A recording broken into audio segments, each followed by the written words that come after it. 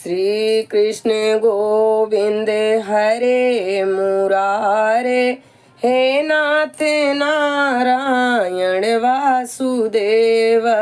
श्री कृष्ण गोविंद हरे मुरारे, हे नाथ नारायण वासुदेव।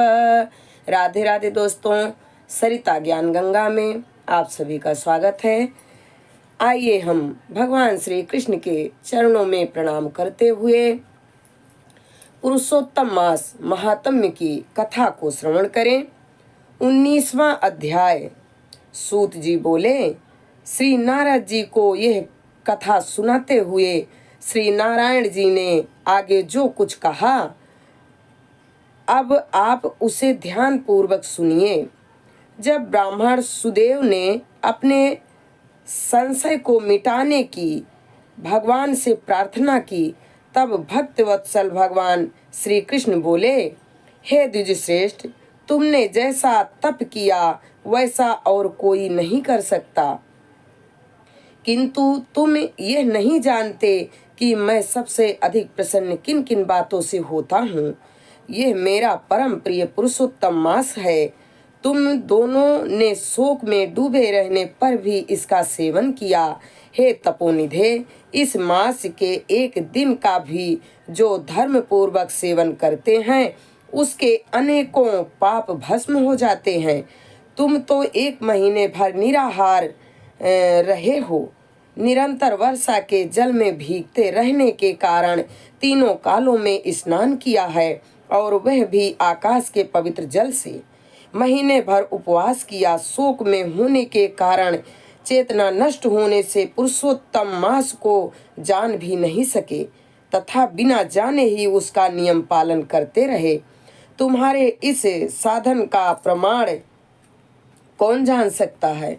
पुरुषोत्तम मास की महिमा और पुण्य प्रताप का विवेचन करते हुए भगवान श्री कृष्ण ने स्वयं श्री मुख से आगे कहा, हे तपोधन, पुरुषोत्तम मास सब लोकों में आता है, किंतु धरती पर इसका पूजन फलदायी होता है।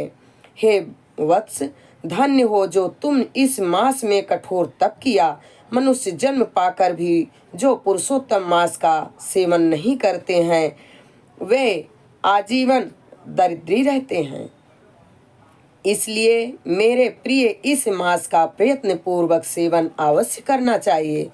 ब्राह्मण सुदेव पुरुषोत्तम मास की सेवा से मृत पुत्र सुखदेव को जीवित देखकर स्त्री सहित बड़ा प्रसन्न हुआ। वह कहने लगा, बिना जाने मुझसे इसका सेवन हुआ है, फिर भी मेरा धर्म सफल हुआ। इसी से मेरा मरा पुत्र जीवित हो गया है।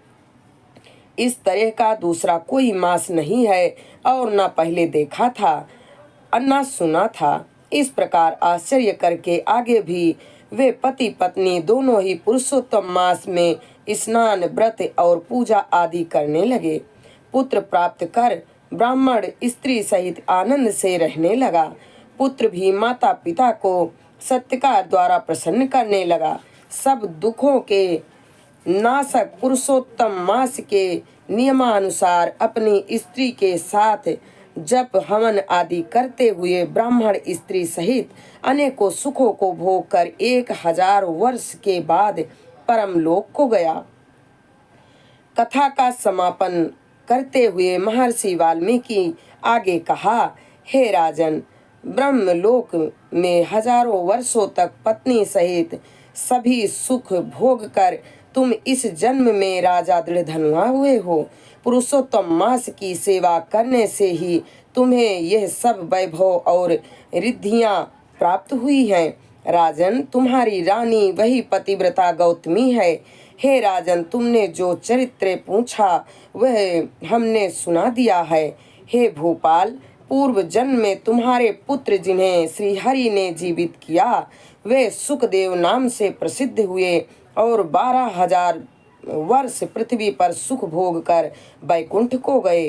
उन्होंने वन में तालाब के किनारे बट के पेड़ पर बैठकर तुमको पूर्व जन्म के पिता के नाते उपदेश दिया है।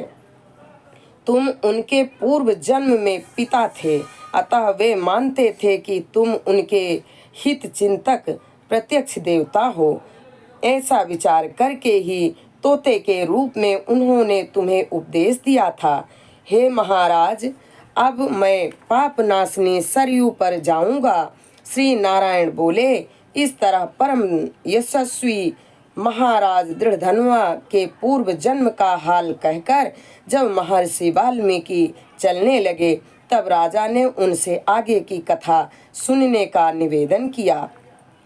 इति श्री पुरुषोत्तम मास महात्म्य वाल्मीकि प्रोक्त दृढ़धनुआ उपाख्याने 19वें अध्याय। यहाँ पे 19वां अध्याय संपन्न हुआ। हम अपनी वाणी को यहीं पर विराम देते हैं। आगे की कथा कल। हरे राम राम राम हरे हरे, हरे कृष्ण कृष्ण कृष्ण हरे हरे। श्री लक्ष्मी नारायण भगवान के चरणों में हमारा कोटि कोटि प्रणाम स्वीकार हो।